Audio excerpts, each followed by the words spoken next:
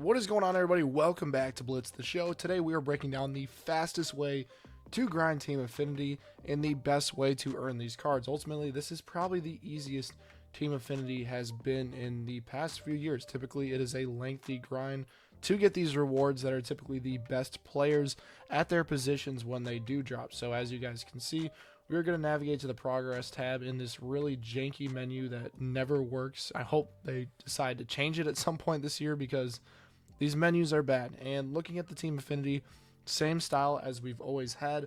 And we're looking at the Toronto Blue Jays rewards here as an example. And as you can see, I am 20% of the way complete through these Blue Jays rewards. And, you know, you work through this, you're going to get some live series, silver and bronze no-sell cards to work towards that collection. Some gold cards here like an Alek Manoah.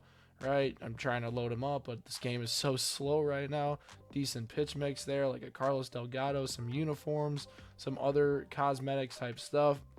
A Jose Bautista card at 70,000, right? And you take a look at this Bautista card, and the Blue Jays is probably one of my favorite teams to do because the hitter and the pitcher are very viable cards on day one. Bautista himself, 107 power versus right. That's insane. Really good arm strength over there as well, with not great fielding but a really good card. And then you get a Roger Clemens at 100,000. So the way this current power creep is going, you have a lot of these World Baseball Classic cards that, yes, they may be 88 to 90 overall, but their stats aren't really that good. And a lot of these 88s in the Team Affinity program have good stats, have good pitch mixes, and will be some of the best cards in the game. And obviously you see some stub rewards here.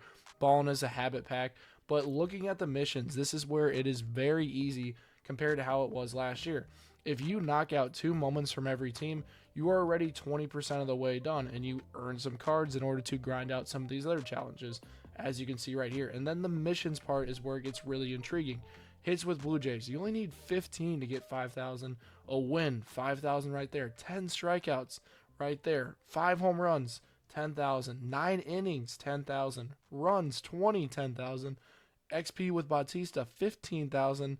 And then total bases 100.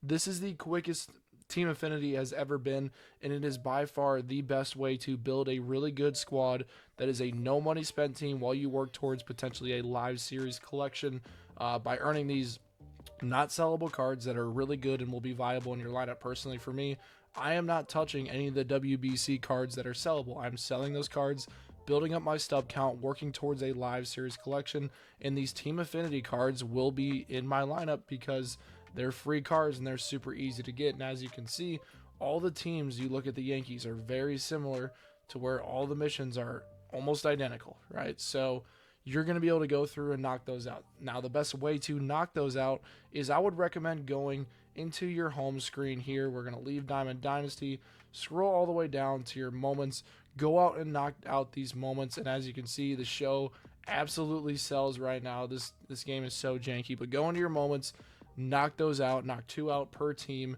and then you will be able to start at 20,000 for each team. By getting to 20,000, you will at least have 1 gold card for each team and multiple silvers and bronzes you can throw into your lineup. You can either go into a play versus CPU game. In single player, you load up a small stadium and tally those missions. That is by far the fastest way to do it. You can go into traditional mini seasons and apply that strategy as well, or you can grind out WBC content as well. You could go into mini seasons, knock out this one right here in the WBC mode where you can earn a few of these cards if you haven't yet.